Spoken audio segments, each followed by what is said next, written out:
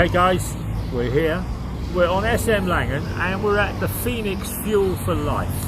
It's next to the Go Hotel and the Business Lounge and Annie's, and me and Selina are under our skin on Friday.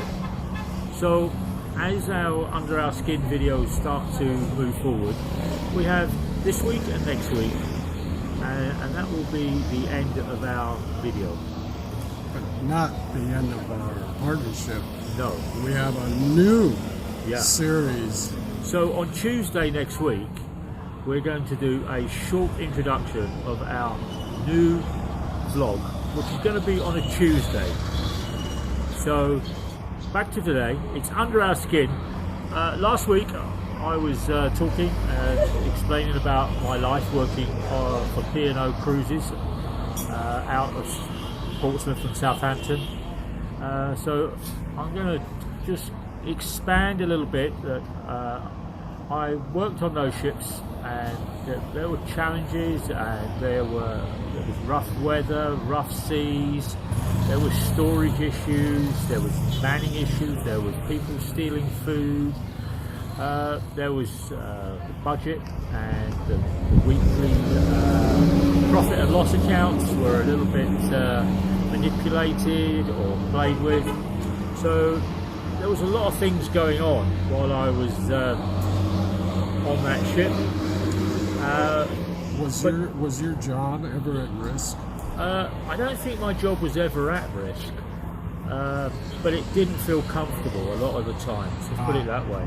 Okay. I used to have to go and see the captain at least once on a 3-week trip, because one of the chefs in the kitchen had been caught drinking, or they'd missed the boat. There was no threat of being drawn and quartered. No, I don't think so. I think the only time I felt really uneasy was when I got that guy turn up at my doorstep from John Lawton with the letter, turn around and saying, "Get into the office," which meant I had to go back to the office 250 miles away.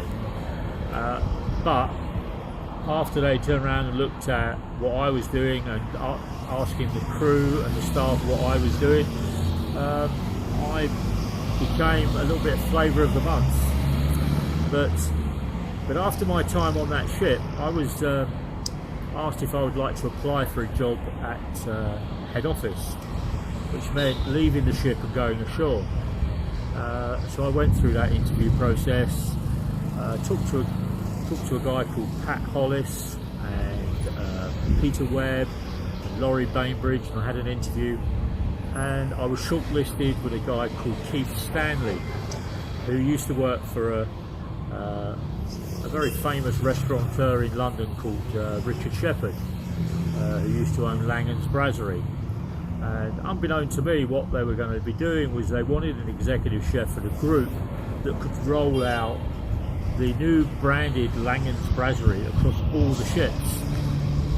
So it was between Keith Stanley and myself, and I won the race. So I became like the bidden, and Keith Stanley became the Trump. Biden. So there we go. So I was offered the job. I accepted the job, but I needed to work out how I could maintain my salary, because working on a ship was tax-free. So I grabbed the bull by the horns and turned around and said, well, I want a salary that's going to turn around and pay for my tax, so I can continue the level of my earnings. And they paid, and I started work around the 4th or 5th of February. And 2003? 2003, 2004, something like that, yeah. And then I had to move to Dover, so I had to move from Cornwall, where I was living, sell my house, and I found a great scheme with a company.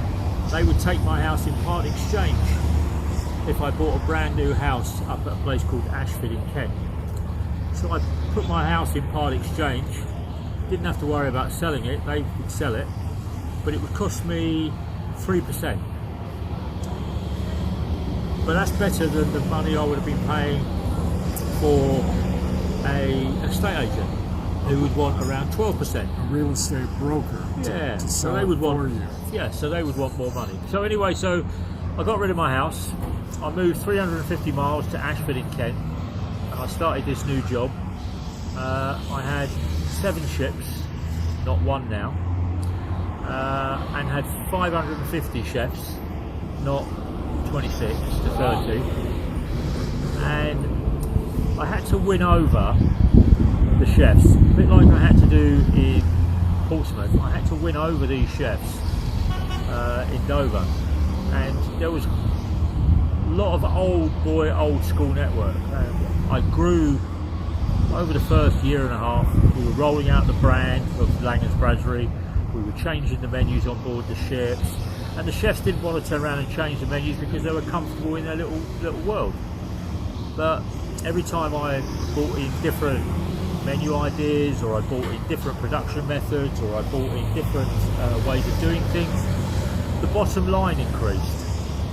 So the bosses ashore were turning around and saying, well, this new menu that Gary's come up with that we're rolling out has improved the bottom line by 5% or 8% or 15%. So we want you to go with it and make it happen. So I realised that it wasn't about me going on board and trying to win over the chefs. It was about me going to my bosses, showing the profitability and the profit and loss and how it was increasing. And at their monthly meetings, the senior members of management would turn around and say, make this happen. And after 2 years, I was asked if I would look at Hull, and there were 4 ships in Hull: the Bruges, the Rotterdam, the York, and another one I can't remember. Rotterdam, Bruges, York, and Hull. And I had to take those ships on, but they were the majority of the people employed there were Dutch, so it meant a different mentality again that I had to learn, I had to understand. And then after a few years, we rolled out the restaurant, and people didn't want to do what they were being told for the brand. And P&O had bought into this brand called Langhams, and you had to follow the brand.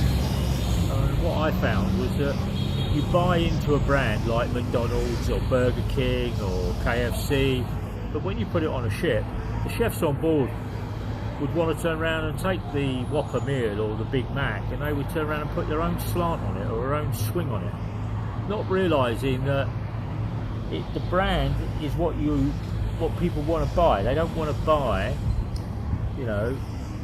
a chef's interpretation of what a Big Mac should be. They don't want, and it was the same with Langhams.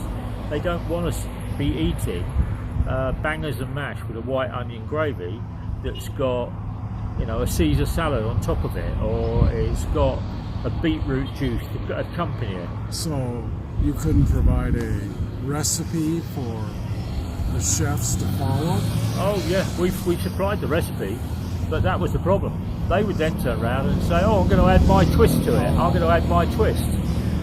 So it became this fighting game, and it became quite difficult. But every time Richard Shepherd used to travel with Peter Webb, Richard Shepherd used to get really, really angry, like a Gordon Ramsay. And he used to go off and rip into these managements, and these chefs turn around and say, what you don't understand, he says, it's my recipe, it's my brand, it's not yours. If you don't like it, go and find another job. And then I would have to go back and then pour water on the fire and calm everybody down and get them back on the track. Sounds stressful. It was stressful, yeah. It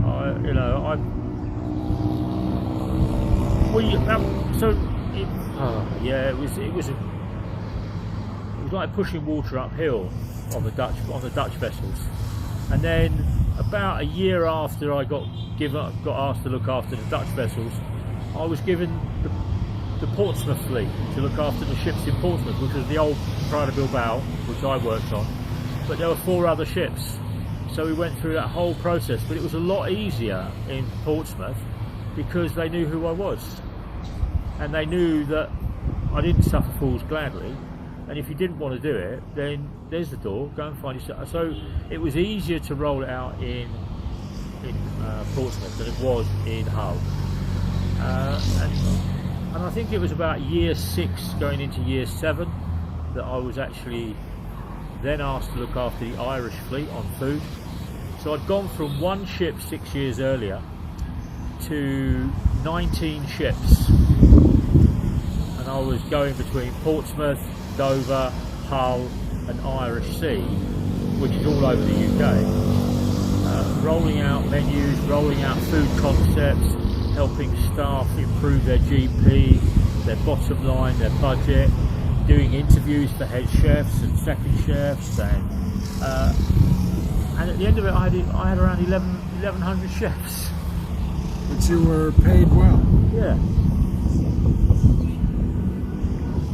But another but, I spent a lot of time away from home, and there was a restructuring going on because P&O, I think it was at my year 8,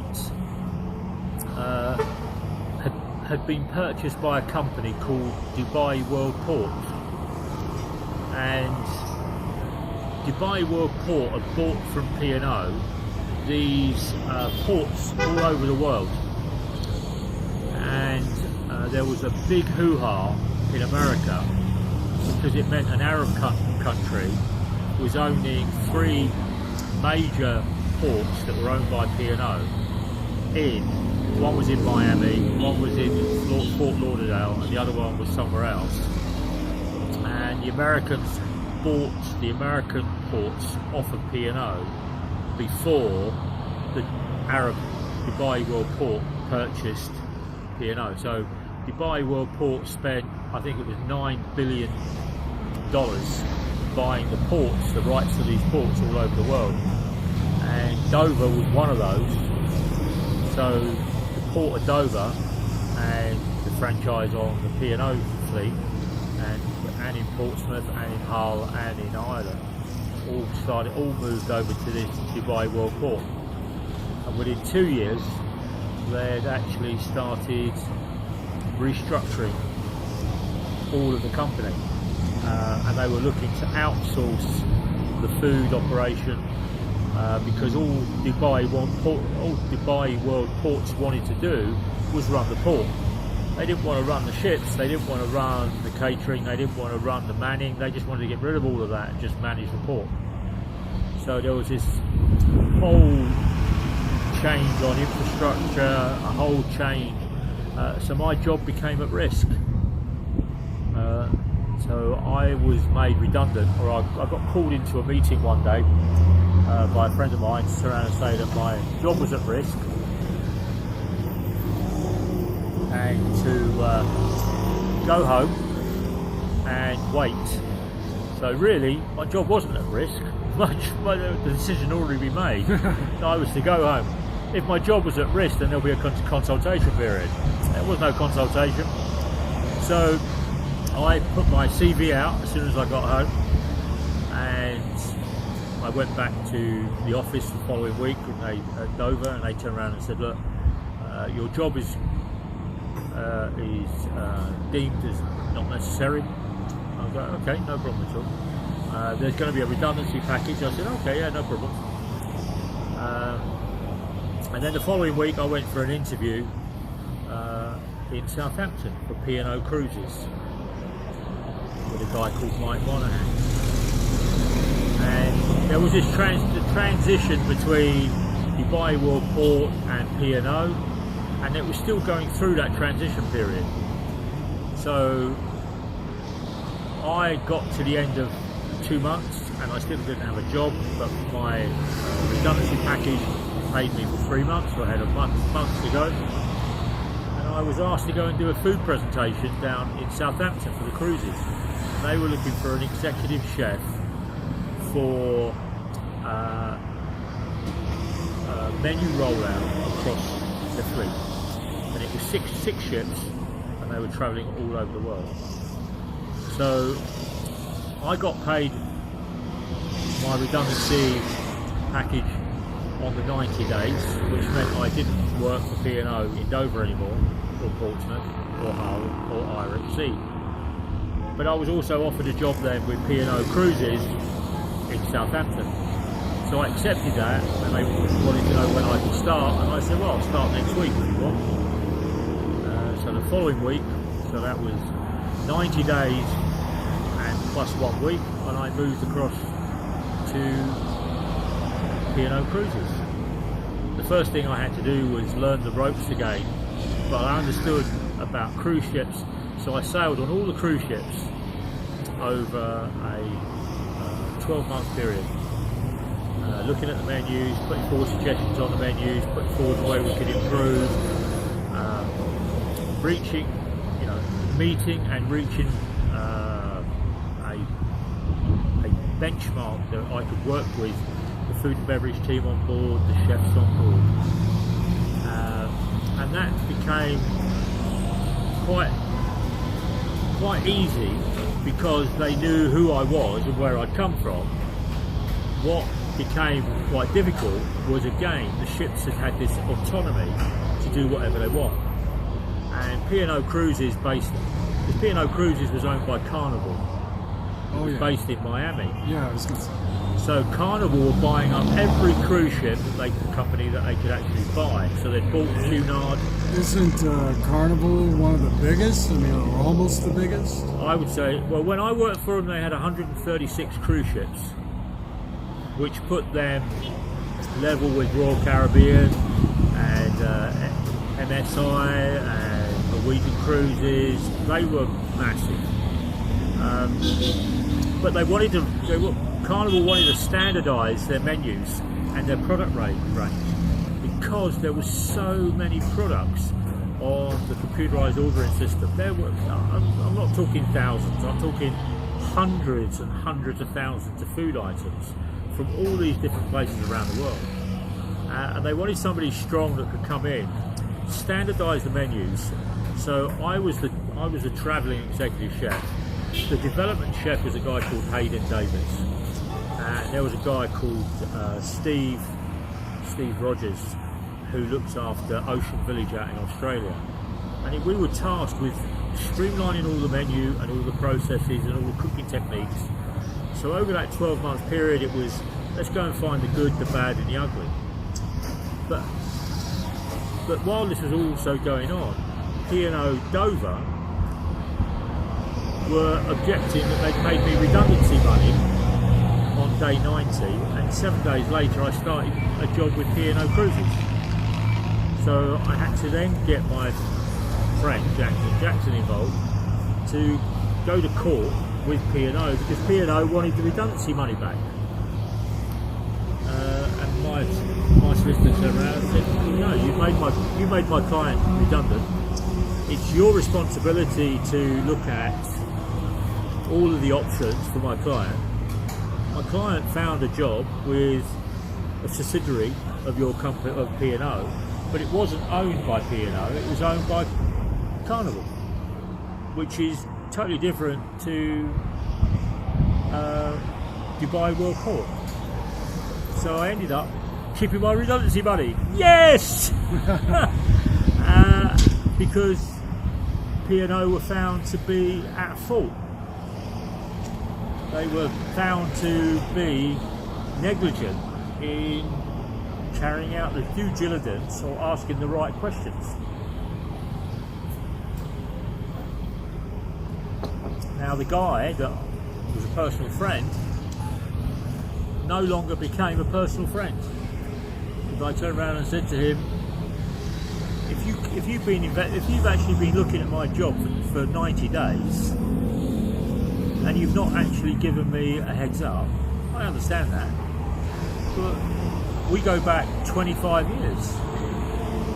this is not 25 years, this is 90 days, and you're going to put me out of work. So I don't class that as being a good friend. Bye.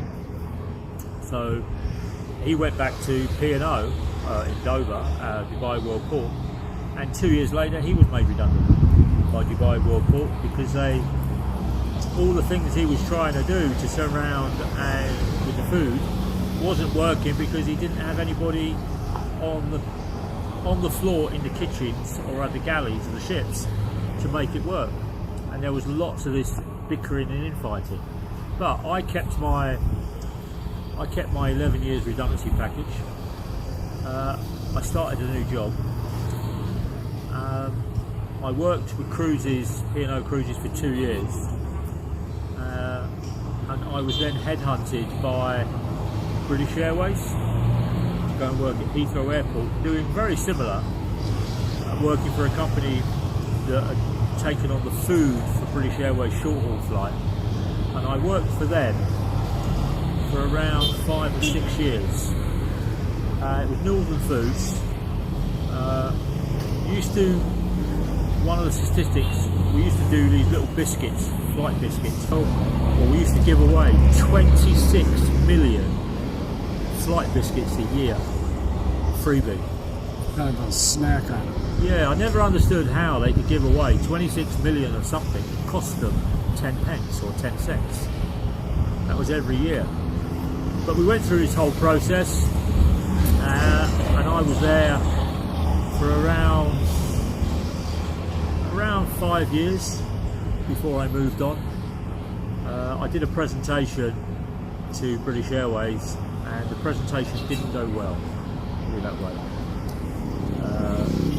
The company that was supplying the food didn't deliver the food, and all these executives turned up. And they said, well, why should we be dealing with your company when we will go and deal with this company? So they bypassed the company that I was working for, a company called DHL, and went directly to an airline catering company.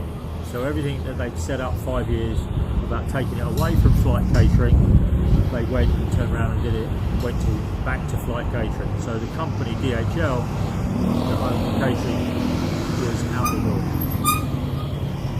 So I think that's about it for me, really. It's now time for you to line up.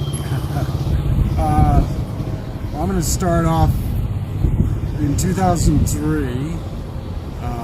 I closed my business and taken a job with a company called AFG Incorporated, and they were based in Redwood City, California, which is right in the heart of Silicon Valley. They sound like a big company. AFG stood for Auto Fidelity Group, but actually they were very small. There was only maybe 15 people working for the company. Wow. And this was a former customer that had found us on the internet, found our website. And the owner, a guy named Bob Harris, him and I talked on the phone several times, and he offered me a job as supervisor for the South Bay district, or South Bay area, which in the San Francisco Bay Area. Okay. Was that Oakwood, somewhere like that? The San Francisco Bay Area encompasses the city of San Francisco on the end of a peninsula, San Jose, which is down at the bottom of the bay, and then Oakland. All right. Oakland is across the bay from San Francisco, connected by what's called the Bay Bridge. That's not the Golden Gate. No, the Golden Gate Bridge, which is what the area is famous for, connects the city of San Francisco north across the bay opening to the ocean. Okay. To Marin County. Marin County is rich people land. That's where all the people that have a lot of money like to live. Okay. If you have money, you don't live in the city of San Francisco. It's very famous, but it's small in area because they're bracketed in on three sides by the ocean. Right. And then the fourth side, south, is the peninsula. And from going south from San Francisco down the peninsula to San Jose, that whole stretch, which is maybe 40 miles, 45 miles, that area is called Silicon Valley. It's not really a valley, it's just a flat piece of land. Well, it has mountains, but all these towns, little cities, are right on the bay, on San Francisco Bay. So anyways, I was supposed to cover South Bay, which is basically the San Jose area. And then I had two guys working for me. So we had to, first, I told him, I said, look, we got to work out the pay. And he says, I have an idea. Why don't you work flat rate? You're used to it. I said, hell no. I'm sick of flat rate. I said, besides, you're talking about a mobile job. I mean, he was going to give me a company van to drive around, a gas card. I said, you're not an established business. If you had a location like a car dealership and a steady flow of regular customers every day that you could guarantee me the work, then I don't see it. I can't work for flat rate out of the book. Yeah. So he offered me salary, and I said, there you go. But it was salary as a contractor, not an employee. Okay. So there were really no benefits. But the pay was pretty good. So I took it. The next thing to negotiate was I had a problem with my wife's daughter from her previous marriage, which would be my stepdaughter. Right. She was in her senior year of high school, and she didn't want to leave the school. She wanted to graduate there where we were at in San Diego. Okay. We were living in a suburb called San Carlos. So what do? I can't move the entire family without Carla. She wants to graduate. So I told Bob, I said, look, this is my problem. How are we going to solve it? He says, look, why don't you keep your family there, move up here for what was to be about 8 months, and you can live very cheap in Redwood City. My brother, who works for the company, he rents a industrial park storage facility. It's a small little building, maybe 10 units, but they were big. They had a roll-up garage door and all this open space inside. Okay. And Ron, apparently, with the landlord's had built like an apartment, an upstairs apartment in this industrial building. And he says, you can stay there very cheap, $100, $200 a month, and continue to keep your family in San Diego until Carla graduates. I said, so I took a trip up there, and I looked at it, and I said, actually, it was pretty nice. They've done a good job. Yeah. The studio apartment, kitchen, I thought, it'll work. Yeah. Parking was a problem, because where they were at there wasn't much parking. But anyways, I did it. So I moved in October of 2003, and parking was a problem. I was trying to park my Nissan truck right in front of the door, Right. which was tight because there wasn't much space to get by for other cars going up and down the industrial parking lot. And lo and behold, within about 4 days, my truck up. All my stuff in the back, tools, equipment, was stolen. Not a good beginning for a new job, No. to say the least. So these are all the tools that you needed to do your job? Yes, and equipment and so on and so on. Well, the boss had no choice. He had to replace all that. Right. So I had to go to the store and buy all new equipment, new stuff, and then of course put better locks on my camper shell, because that's how they got in. It's through the windows on the camper shell. Is they the windows at the back? Yeah. Okay, the sliding windows. Well, they were.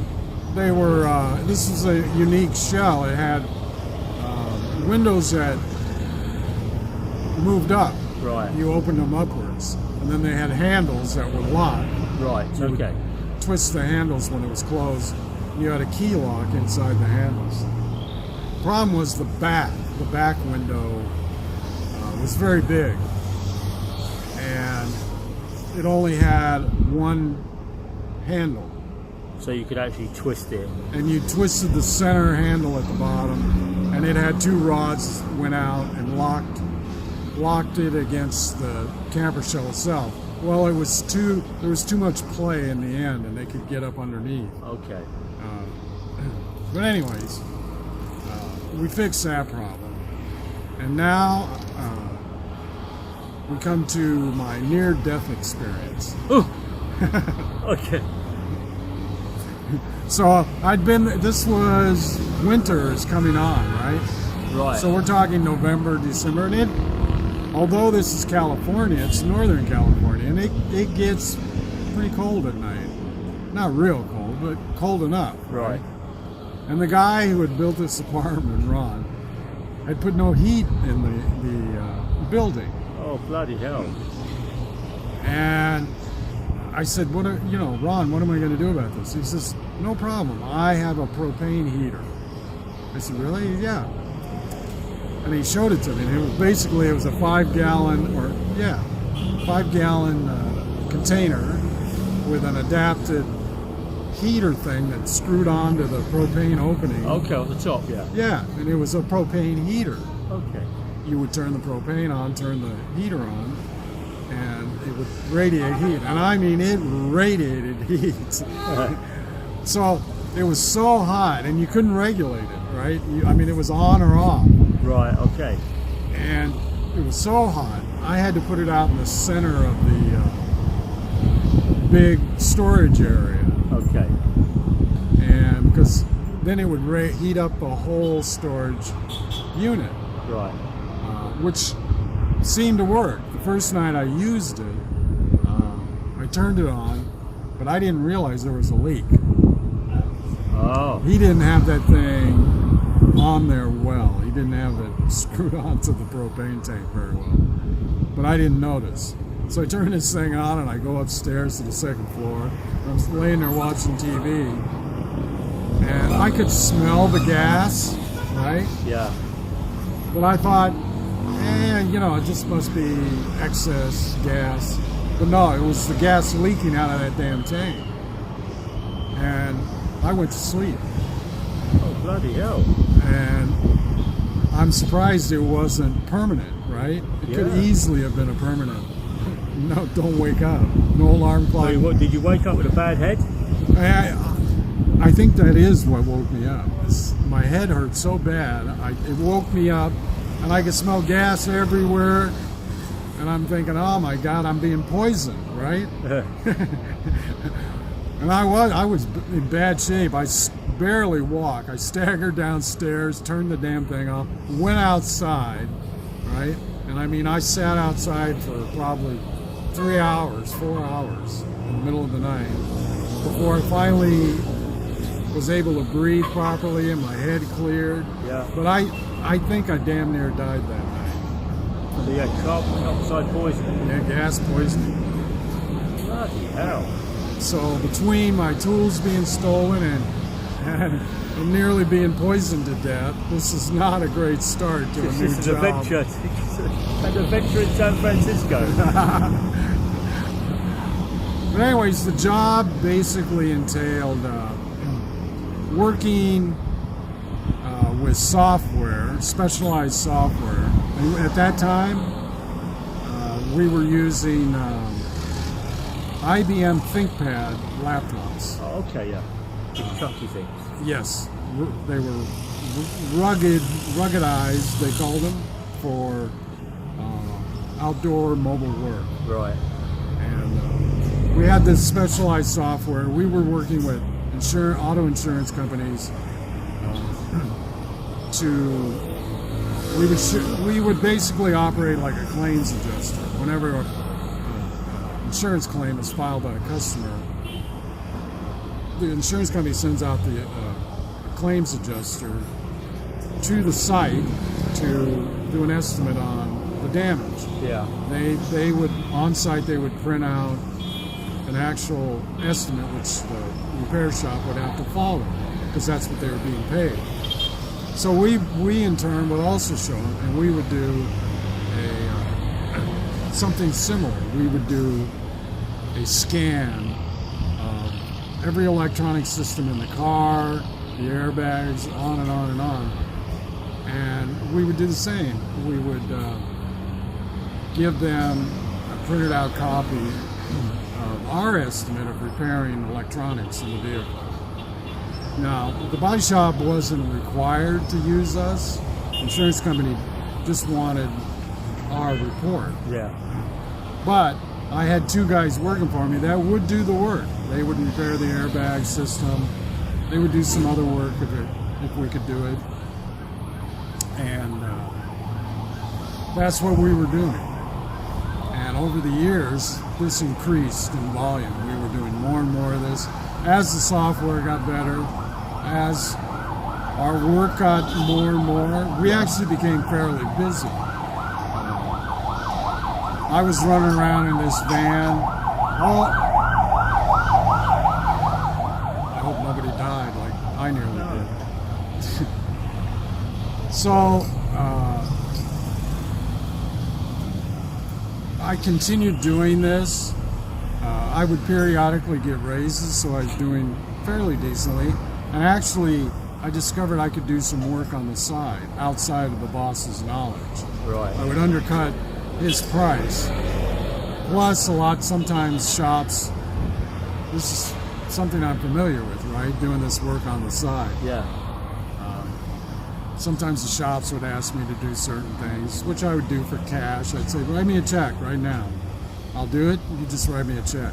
No net 30, which is what the company I worked for was billing insurance companies and shops. They had 30 days to pay. But this caused a pay problem too, also, right? My boss was operating on a cash-in, cash-out basis.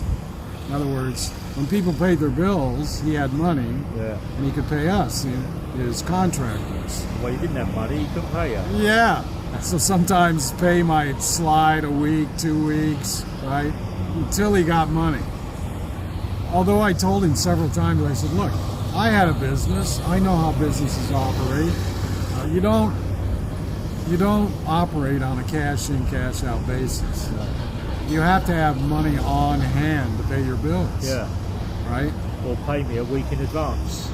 I said, if your employees, if you're paying your employees last, that's not good for the business.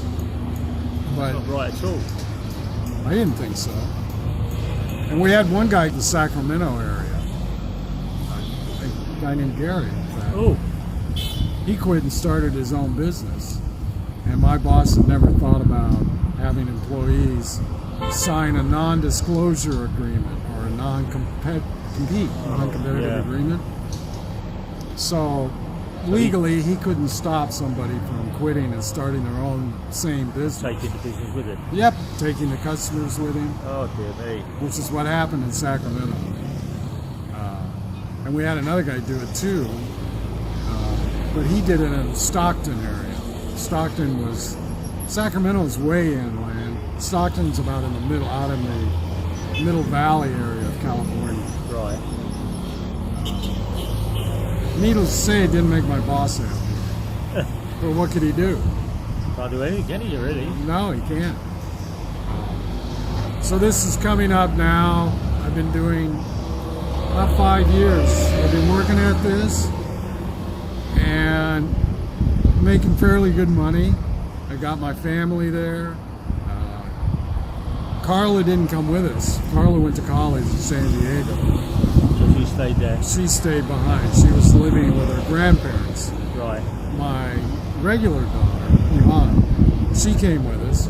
And I had moved from Redwood City to a regular apartment. I rented an apartment in Cupertino. Cupertino is famous for being the home of Apple. Oh, yeah. The Apple spaceship headquarters. Okay. Although it wasn't a spaceship at that time. They built that later. My apartment was actually only about 2 miles from Apple headquarters. But because of Apple, it was an expensive place to rent. But I wanted Cupertino because of the schools. They had the third best school district in the state, public schools. Yeah. So I thought this would be good for my daughter, right? To go to a good public school, get a good education. Of course, this was lost on her. You know, she didn't care. School was school, right? But 2008, along comes, guess what? The stock market crash, the Great Recession. And this was not good for business everywhere. Right, yeah. Our business went to hell. Things slowed way down, way down. And going into 2009, when the government started bailing out the car companies, General Motors, and I mean the whole car business just went right in the toilet. But that's it meant a new era and a new type of business. Yeah. Same business, but new, been revamped. Not the least of which is my pay. I was now on furlough. Furlough Fridays became popular. Of course. But I'm going to talk about that next week. Okay. In That the sounds final like episode. Okay, the final episode. Well, next week I'm going to talk about moving to Wembley Stadium. So the third largest stadium in the world, but working for an American company called Delaware North, based out of Boston. And they own the Celtics and a couple of other sports arenas around the USA. I'm going to talk some more about this software, laptops, computers are all rapidly evolving. So I'm going to get into that next week. Okay. So from Salina and me here by the Phoenix Go Hotel on JP L'Oreal. Under our skin. Have a good one, guys. So long. Take care.